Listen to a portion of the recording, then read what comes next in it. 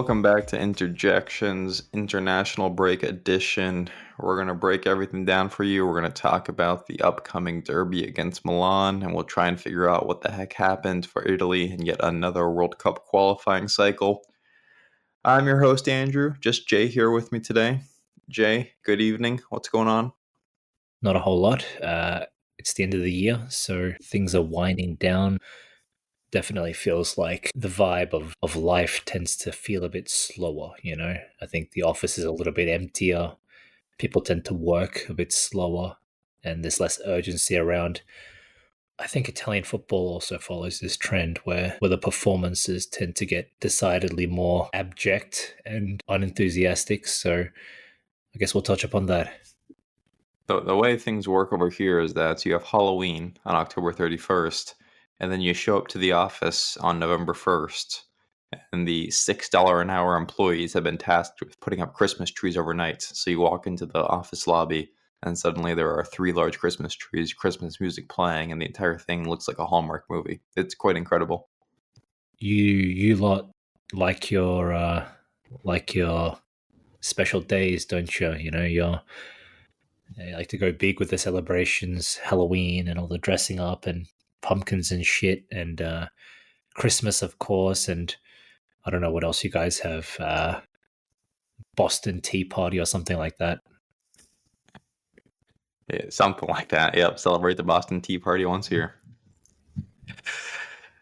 All right, well, let's have some fun, depending on who you talk to, and talk about the Italy meltdown against Norway this past weekend. And I just hate having to have this conversation. There were 5 Inter players starting in the Italy starting 11. Gattuso decided to start all of them. So as a result, we need to have this conversation again. And I wish I was at a point in life where every time Italy loses a match, we don't need to do a total referendum on everything wrong with Serie A, Italian football, Italian society / the entire country at large. And I just also hate the online barrage of Inter fans who snicker about being glad Italy isn't qualifying for the World Cup. Hint, I'm talking to one right now for a podcast.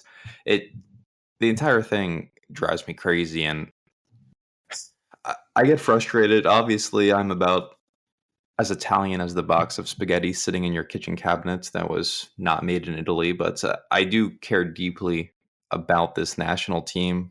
I remember watching the World Cup in 2006 as an 11-year-old, and it's the first time I really loved this sport, and it's how I got into the sports more than anything else, and that led to me caring more deeply about Inter and being more emotionally invested in what's going on in this country. And to see them just stumble at every hurdle for the past 21 years is just insane. They have not won a knockout stage match in a World Cup in 21 years, and we're tacking another 4 years to that straight down the barrel. I mean, realistic possibility, and I don't know what to take this, honestly. Like, I don't care about the game against Norway. It doesn't matter that they were never winning that game 9-0. But now I have to listen to all the awful takes about what's wrong with this team. And I just have one thought on it, I guess, which is everyone minus Miko will accept that we have a youth development problem in this country. Like, we don't nurture players at a young enough age. We don't prioritize them. And that's really why Pio is this unicorn, and that he's the 20-year-old who is starting for the national team. He's the 20-year-old who is getting serious minutes for Inter. And you see the stats that Pio is now, like with Miazza in terms of his career statistics, being the first Italy international to score 3 goals in 5 games. Like, it just speaks to the lack of development of these players at a younger age. I mean, we were losing to 20-year-olds in the Champions League. In Italy, we have a 20-year-old starting, and it's a miracle. So the infrastructure, the development, that will always be the bigger problem for me. The lack of talent in this generation is a problem. Like, there are just no high-end talents, but you don't need high-end talents to qualify for a World Cup. Worse teams have qualified for a World Cup. I was lamenting that Berardi and Chiesa and Insigne. Like these were really talented wingers we had less than 5 years ago, and now they're completely gone. There was no talented wing player in the entire country, and it's just this weird problem where like all the best players in Italy are redundant. Somehow the three best defenders are all ball playing and left footed, and all the attacking options are traditional number nines. You don't have wingers, you don't have supporting strikers, and I've just been thoroughly unimpressed with Spalletti and Gattuso and how they've tried to put these pieces together. And one, I'm not even talking about winning the World Cup. I'm just talking about qualifying it. And if you look at like why did Italy fail in this World Cup campaign, really it was goal margin. It was they could not beat these teams by a large amount of goals. And when you have Norway ripping off 11-1 wins and you're struggling to beat the same opponent 2-0, like that's why they didn't qualify for the World Cup. And as soon as they lost to Norway with Spalletti, you saw the mental fragility of this team set in.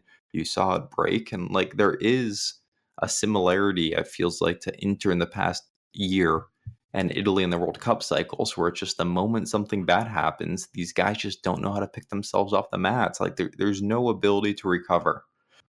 So I'm frustrated, but I still think they get the job done. I still think they're going to win their qualifier or whatever, and they're going to beat Sweden round 2 or Macedonia or whoever they need to take. They're going to get the job done. But I guess the question, Jay, is like how much of the problem with Inter, where you see this team mentally folded multiple times last year, how much is that is a similarity to this Italy team that just keeps folding down the stretch? Firstly, was this some fucking American high school education math? Did you say it's been 21 years since Italy won a knockout game in the World Cup? Did Italy not win in 2006? Which would make it 19 Yeah, years? that was late night math, so apologies there. Sure. You are a credit to the American education system, my friend. Yeah, everything wrong with the country is embodied in this podcast, so it's understandable. Anyway, continue. Don't direct me down dangerous waters from which there is no Whoa. recovery, my friend. Yes, Look, it should be 19. To answer your question, wasn't it fitting that 5 Inter players started in the Italy lineup, and Italy dominated by Inter players getting humiliated at Inter's home stadium of San Siro, where the match against Norway was played? It's just poetic, you know. And I just like to offer this hot take that this is why Inter is the third team of Italy, always has been, always will be, and Italy needs the Ital Juve back. Italy have been, like, obviously I'm just joking and prodding and trolling here, but honest to God, Italy's been fucking shit since Chiellini and Bonucci retired. Like, that backbone is it. And they weren't that good with them here, to be honest. Sorry? They weren't even that good when they were here. I mean, they won the Euro. That's the last notable thing that Italy's done. And I remember watching every Italy match in that Euro. This was before DiMarco was even called up, I believe. This is when Spinazzola was on fire. Bastoni was, I think he played one meaningless match. Otherwise, he was a bench warmer. I think Acerbi played one match as well, probably the same match that started Bastoni multiple played. games because Chiellini got hurt, but your point's taken. This is before Acerbi was an Inter player anyway. Right. And Barella was, was okay, I guess. But who could have fathomed? He scored the goal against Belgium. He started every match that mattered. Let's not be ridiculous. Who could have fathomed that Italy would have failed to qualify for the World Cup just 2 years later? You know what I'm saying? I don't have any hot takes that aren't rehashing things that have been said a million times by a million different people. The just inherent poor quality of development, the backwards mentality of a lot of leaders and a lot of decision makers ending up costing the league, not just the national team, but they do play off one another and affect each other. But the one point that I'm going to press is that I think it's a majorly underrated factor here, but it's just the nation of Italy and the economy. It's impossible to have a thriving football economy in a nation where the economy itself is not that strong. I think that's a underlying factor that really permeates through all of this. And without the money, there's no resources, and without the money, there's no new ideas and innovation and investment. And like I said, without the economy there to support it, because the football economy operates within the wider economic landscape, and without that, it's pretty bleak, to be honest. It's a bit hopeless. But let's not get started in this, weird economic debate. This is not that kind of podcast. This is, I'm here to fear monger the Inter fans before the derby. I'm not here to talk about the economy. Yeah. Let's talk about something more interesting, which is Italy's immigration policy. I'm just kidding. The only thing I'll add is that look, man, like, you do not need to be a big, well-off country to qualify for the World Cup. Portugal is poor as can be by European standards, and they're a football factory right now. Like, there are so many talented young players coming out of Portugal. Croatia is, how big is Croatia? Like a few million people, and yet they're a machine, and they've produced world-class players in the midfield for the past 20 years. So it speaks to that it's not just a money problem. It's a systemic problem, and to your point, maybe the lack of infrastructure in the country, the lack of embracing of the new is leading to some of these downfalls. But I don't know. I'm just tired of it. They really need to get this monkey off their back, pull themselves together, and qualify for this World Cup. So we can stop talking about this, because this just feels like the longer it goes on, the worse it's going to get. And these players at the national team level will just continue to crumble until they finally do the deed. Very Tavecchio statement there with getting the monkey off the back, but I digress. All right, well, let's give the people what they want, which is a Milan derby preview. First time. What was that? Are you worried? Yes, completely. I am 100% worried. Are we talking about Italy or Inter? Because the answer is yes to both. Well, Inter now. So you're Look, I'm 100% worried about Inter. This Milan side is everything we struggle against. This is like its technical ability, its pace, its Leao and Pulisic ripping through our defense. I still remember last year Pulisic dribbling through the entire team and scoring a complete garbage goal, and this is just such a bad matchup for us on paper. And I was trying to think, like, what has changed since we played Milan last season, and on our ends, like, the biggest change is what Akanji is here, and Acerbi is a fringe starter. So I'm super curious to see, like, who Kivu starts in this match. Before us, like, this is largely the team that got themselves handed by Milan last year. And Milan's a lot different. They made a lot of transfers. They brought in Allegri, and we can talk more about that. But this just feels like such a bad matchup for us on paper. So yeah, I'm worried. How are you feeling? Yeah, I think there's just this doubt in my mind about the mental strength of the team. That's the result of watching us fail to show up to test after test after test for the last 18 months. Last season, we didn't beat a single direct rival. We didn't beat any of them last year.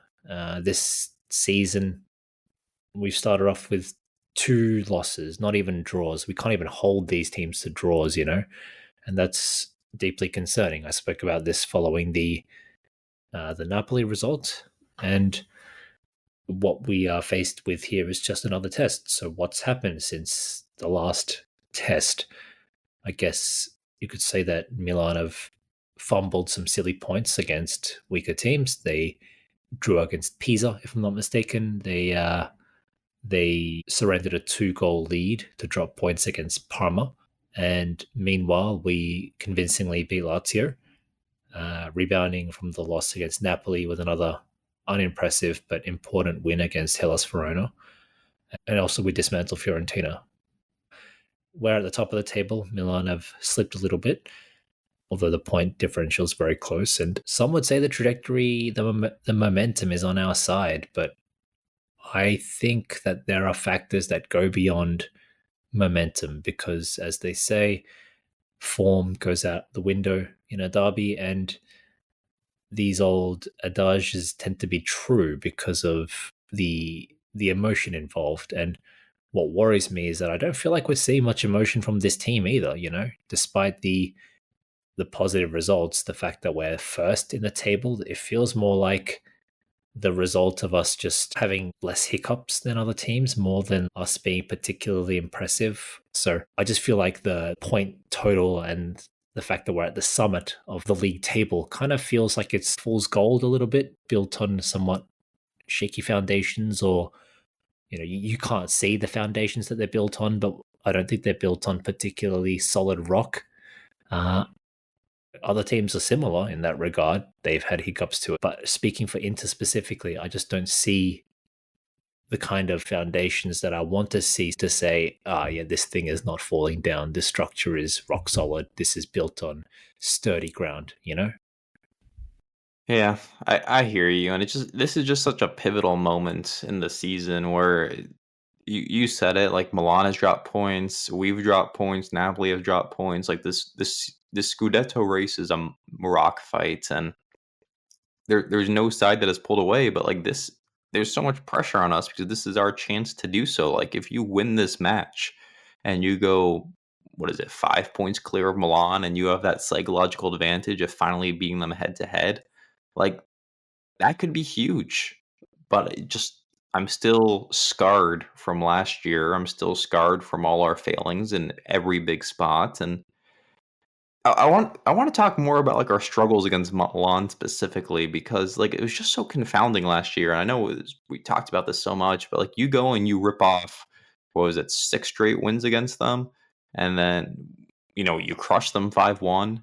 And honestly, even through the banter era, like we always have had that edge, the superiority over Milan. Like if you look at our records the last 15 years, I haven't done this, but I guarantee you ours will be, or at least before this last run, ours would have been dominant. Like we were the better side against them almost every instance, it felt like. And now if we lose to Milan again, like is this club is on the verge of collapsing. It's such a high stakes spot, and I don't know. It's like, why do you think they dominated us so much last year? And what do you need to see? What do you need to see change for that to not happen this year? Like, are you simply chalking this up to the poor mentality of this team? You talked about all the big teams we've lost points to. Do you think it's as simple as that, or is there like some tactical edge that like you think we need to correct in order to win this game? It's a great. We won the Scudetto 2 seasons ago, as we all know.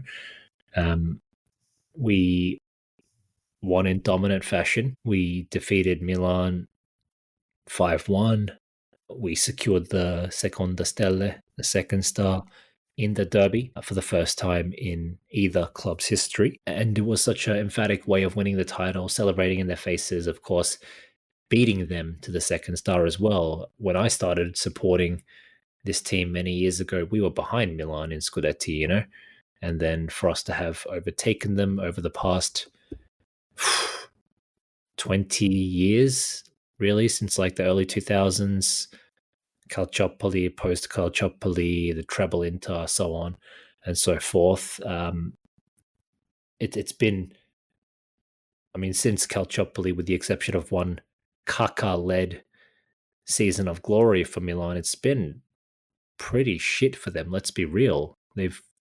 After winning the Champions League in 2007, they've won the Scudetto twice, I believe.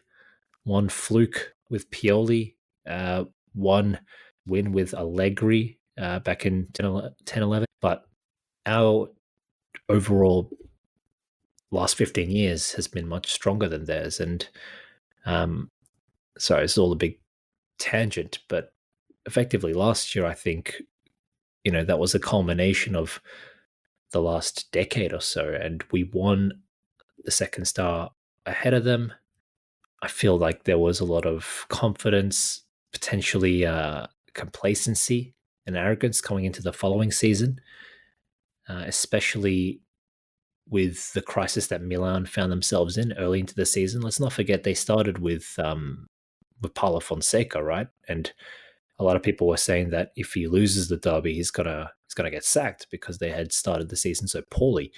And there's murmurs of in squad fighting and disharmony at Milan. Meanwhile, Inter's doing well, and all the bookies are backing Inter to smack Fonseca. And all of a sudden, people are like, why is Fonseca experimenting with a 4-4-2? He's going nuts. He's lost it. He's going for some desperation play against Inter.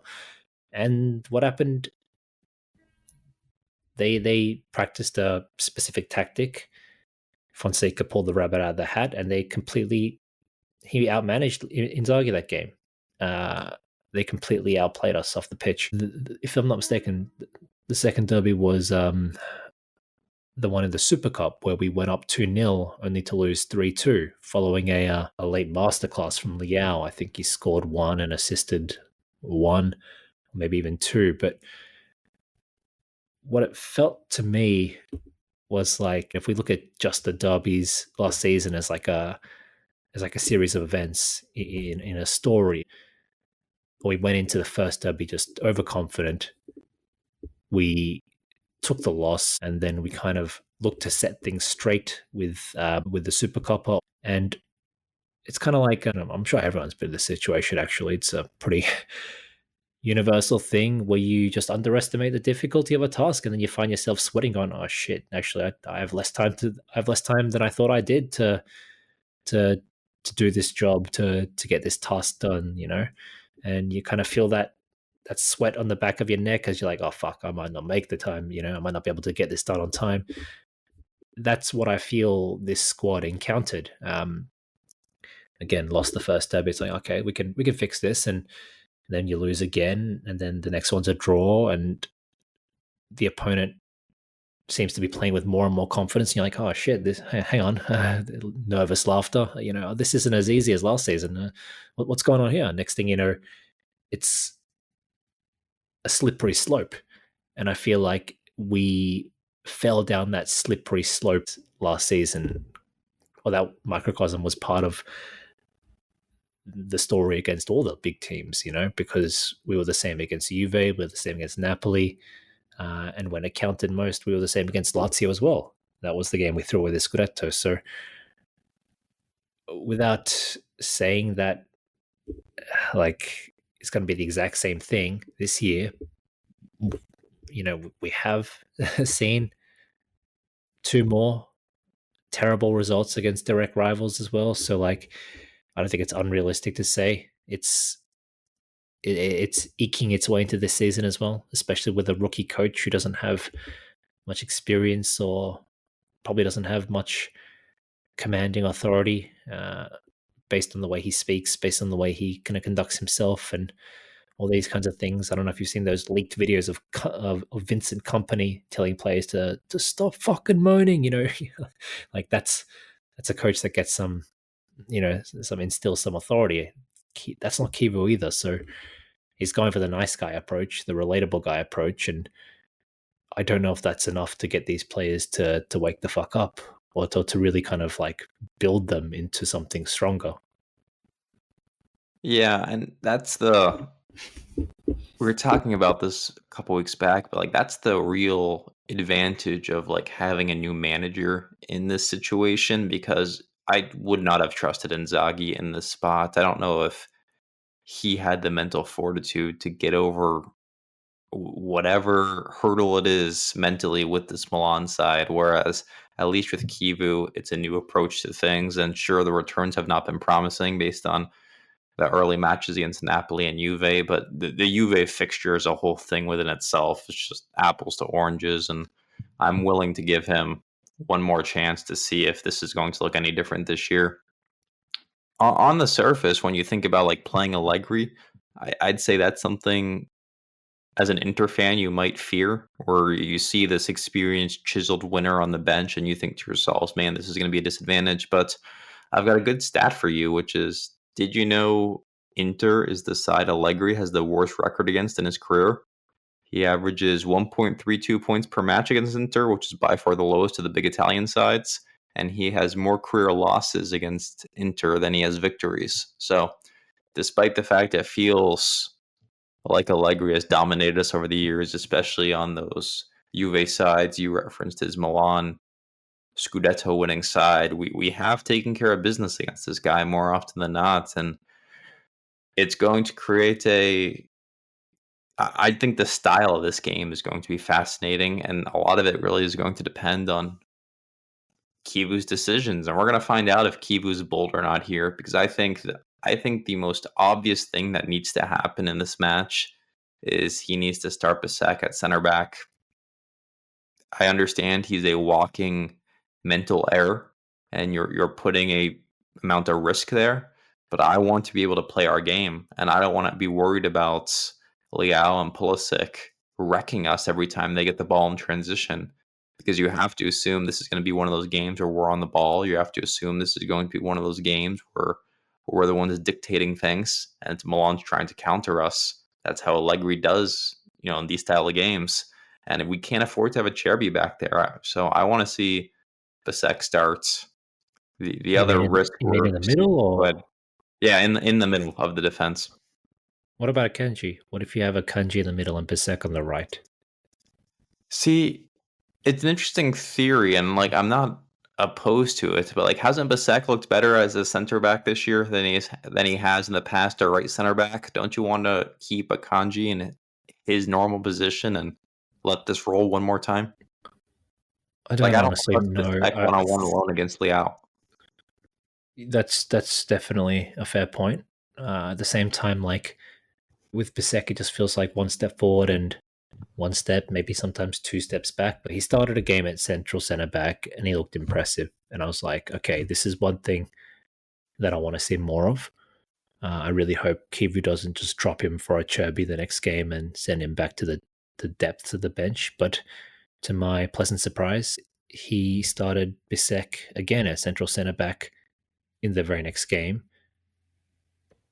against Verona. It was fucking shit. He was terrible. And Yeah. so, I'm sitting there going, like, come on, man. These are two. Verona and Fiorentina are 19th and 20th right now, by the way. So, it's not like, he impressed against the 20th place, Pisa or whatever, and then had a poor game against first place Napoli or whatever. You know what I mean? These are two equally trash opponents, and against one he looked promising, and against one he looked like a spastic. So, following then, how many times has he played in the center? Not that much. So, I don't know. It's like a small sample size, and it's like a extremely inconsistent sample size. And that doesn't fill me with confidence for him to start in a derby. But at this stage, just given this, it sounds like an oxymoron to wanna to gamble more considering the stakes are so high. But at this point, just yeah, fuck it, let's go for it. If it fails catastrophically, so be it. What's the worst that can happen? Another PSG 5-0? Like, I, Do you have any faith you put a Cherby back there in the middle and he has one more just vintage legendary performance where he's man marking whichever Milan player you pick, whether Pulisic, whatever, and he puts together a good game? I just don't see it happening. He's too slow at this point. These Milan players are good at getting out wide. They'd isolate him. It feels like a walking disaster if we try a Cherby, or at least with Bisek, we'd have a chance. I think it depends heavily on who Milan are even going to start. I think they've been playing Nkunku and Leao up front, and yeah, obviously those things don't bode well for a Cherby.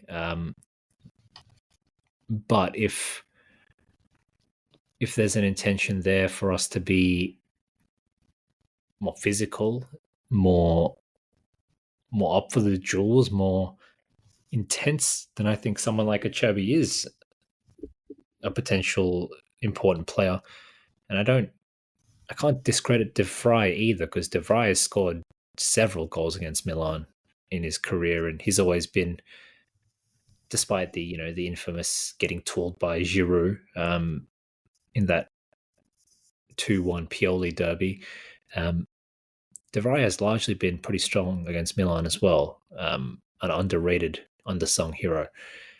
So I do think there's a legitimate argument to start either of them in place of Bisek or Akanji in the middle. So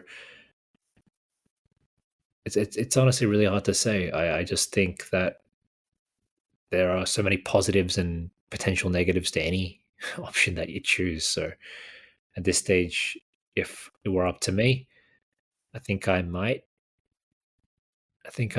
risk the Bisek in the middle and Akanji on the right, and I feel like that gives you an easy solution or easy way out by swapping Akanji and Bisek again if things don't start very well, and if Bisek appears to be struggling, then you have that option.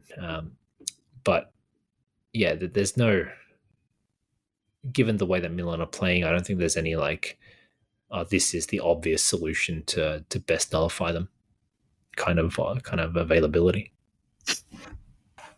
A lot of Milan's new signings this year have actually struggled. Like when you look at why this team is playing well, you talked about Nukanku, who hasn't scored any goals.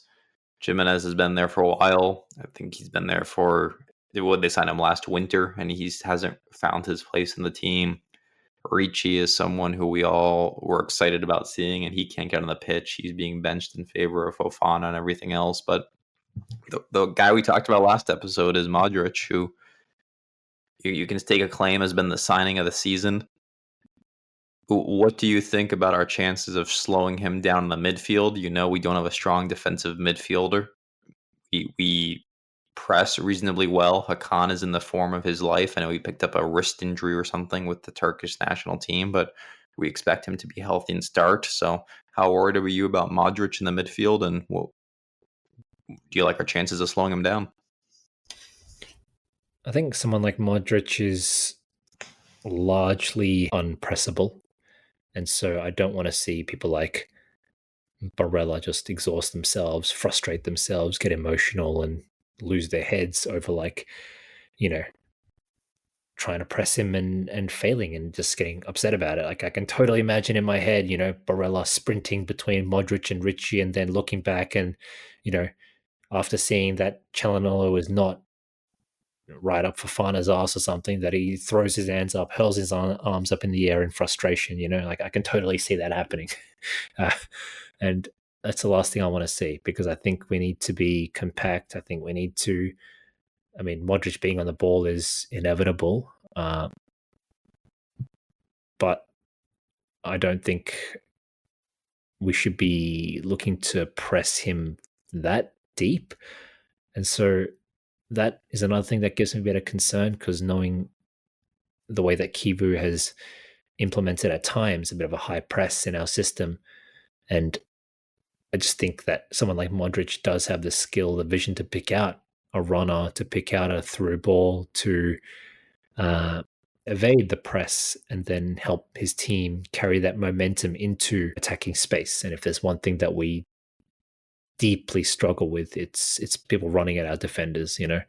As much as I like Bastoni, I've been saying this since his debut in the Conte season in 2019. He's not a strong defender in terms of like a pure tackling, ball-winning defender. He never has been. He never will be.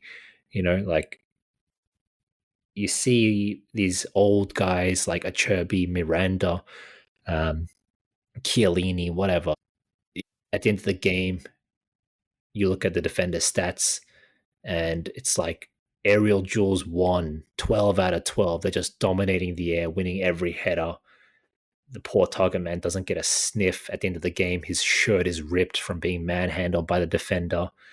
That's not Bastoni. He can't win the aerial duels. On top of that, I feel his strength is in his intelligence, his technique, his positioning, and his uh, ability to read the game is pretty good. So, like, he will shut off avenues preemptively. He will make the right movements and block off defenders and get into space to intercept correctly. But you're going to get these tricky wily foxes like Quadrado, Liao, who will take on that 1 meter of room and say, you know what, I can get past this guy, and they're going to make a go for it. And I think Bastoni is weak in those situations. I think in terms of like having someone run at you with the ball and try and get past you, he is easily the weakest of our defenders. Someone like Skriniar, Acerbi, DeFry, Miranda, all these guys are significantly better than Bastoni in this. I say Akanji's up there as well. The only one who might be worse than Bastoni is potentially Bisek. But I think, yeah, all our recent defenders have been stronger in that regard. I honestly can't remember what. Do you want to take over from here while I try to remember what the question was? But somehow I started by talking to you about Modric, and it delved into the lack of strength in our back line. But sure, I'll let me pick this up and just Yes, talk yes. about. Well, just to finish off on that, thank you Sure. for reminding me. I was just saying that, like, someone like Modric can dictate the play and put Milan in positions where they will be running at us. And as I got into a long, long rant about Bastoni, that was to illustrate that, yes, people running at us is not what we want. We've suffered Liao running at us at speed for many years now, and I don't think Bastoni will fare particularly well with someone like Salamakers, who's having a fantastic season, by the way, running at him with high speed and his technical dribbling ability as well. The key to us winning this game boils down to two factors for me. One is Lautaro, who he has a great scoring record against Milan that largely went missing last year, and we need this to be a Lautaro step up game, especially with Thuram coming back from injury. We've talked a lot about my fears with this Milan side because I'm emotionally scarred from the train wreck of last season, but this Milan side is weak defensively, especially on the wings for me. Pavlovic is not that good of a player. De Winter is barely able to get on the pitch right now, and that new wingback they signed is Stupinan or whatever is a Luis Enrique clone, and that he's just a meme of a player. So there should be opportunities for us, especially on the wings. DeMarco's in the form of his life. I think he's going to have a lot of opportunities in this game. And the other choice Kibu's going to have to make, because you start thinking about like what is Kibu actually going to be doing in this match. The choice he has to make is who's starting at right wing back with Dumfries is apparently out hurt. He picked up a knock with Netherlands. We don't know if he's going to play in this game or not. So I guess the last question I'll ask you, Jay, is if Dumfries doesn't play, who do you want starting at right wing back? Is it Augusto? I mean, considering the options of fucking Luis Enrique or whatever that other guy's name is, Darmian. Is Darmian even healthy right now? I don't know, to be honest. No, you're right. I think Darmian has been out for a little while. So, yeah, the only options are Luis Enrique or Carlos Augusto, and I'm taking Carlos Augusto 10 times out of 10. On that note, I will use the opportunity for a customary criticism of that signing. And throughout the international break, I just kept thinking just how stupid the signing was, especially in relation to the Zalewski sale, and despite what people may say that they weren't related and that the Luis Enrique purchase was made far in whereas the Zalewski sale came about very, very rapidly. But, I keep saying this with Zalewski, you've got like a 23-year-old guy, so he's not old by any means. He's young, so he fits into that whole oak tree blueprint of young developing talent. And yet at the same time, because he started so young, I think he made his name under Mourinho at Roma. He's already got like 100-something Serie A games under his belt. So you've got a young guy who's already got really good levels of experience for his age. He's versatile as hell. He can play either side, left or right, fullback, wing back. He can play attacking midfielder, both sides. He can play Metzala even. Very, very two-footed. And what was most refreshing for me was that he was so lively and he was such a spark when he came off the bench. You could actually see a guy with confidence and with kind of mentality. The second he comes on the pitch, he'd start running at people. He'd inject speed, he'd inject energy, dynamism, pace, and the whole game, the whole way we played would just improve with him coming off the bench and injecting those qualities into our stagnant play. And the fact that we thought it was worth selling this package of ours for like 10 fucking million is just, the more I think about it, the more it annoys me. And it's just made doubly worse by every time you see Luis Enrique, you see the exact opposite of what Zalewski was. There is no fearlessness. It's the exact opposite. It's just straight fear. Fear of making a mistake, fear of getting caught out, fear of taking on his opponent and failing. So it's, even though they're not directly linked, selling Zalewski for a mere 10 million profit, because I think we bought him for 7 and then sold him for 17 or something like that. And then buying Luis Enrique, this will go down as one of the worst transfers in living memory for me. It's just so dumb. I mean, there's bigger wastes of money, like fucking, I don't know, like Correa or like Quaresma, Kondogbia. Yeah, these are all João Mario. These are all worse transfers in a sense, but this one's just so stupid because Zalewski, as kind of understated as he was, he's not like a player with a big profile or anything, you know what I mean? He was such a gem. He was just ticked all these boxes for us, such an underrated utility player to have, such a good asset to have. And then we sold it for this bomb. It's just such a bad, bad, bad business, man.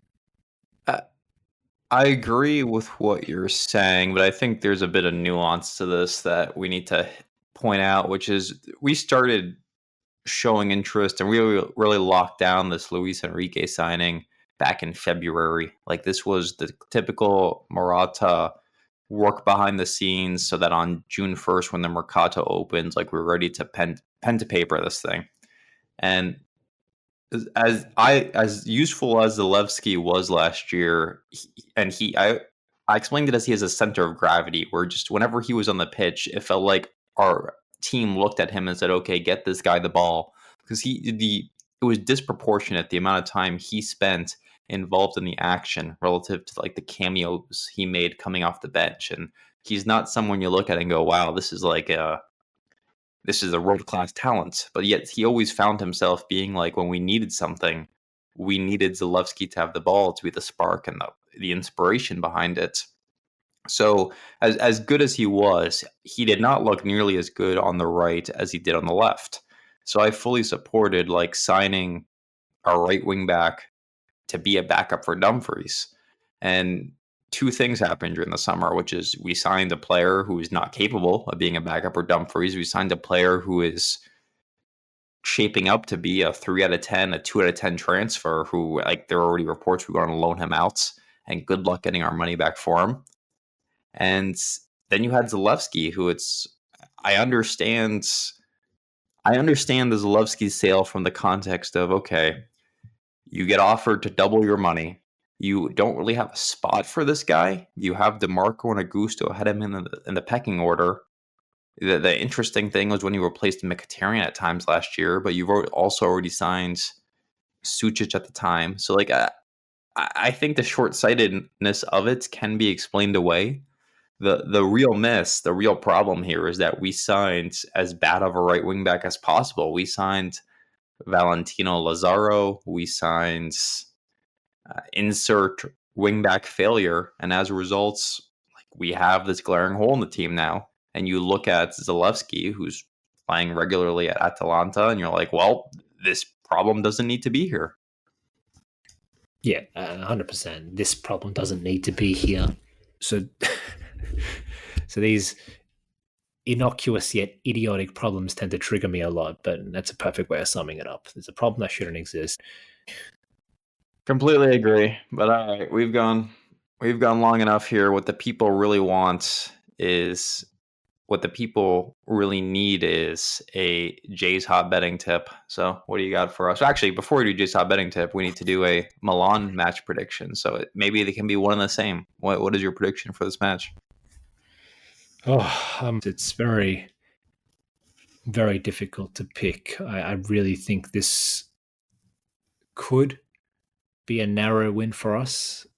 I could also see it being a draw, and I could also see us crumbling again. So there's literally all breadth of outcomes. I don't see us like smashing Milan, to be honest. I don't. That's like kind of the one result that I have a hard time envisioning.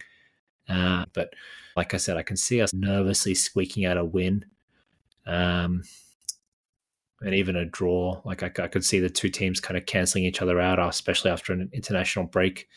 Maybe like an underwhelming 0-0, 1-1, or maybe even like a kind of high-flying 2-2 or something.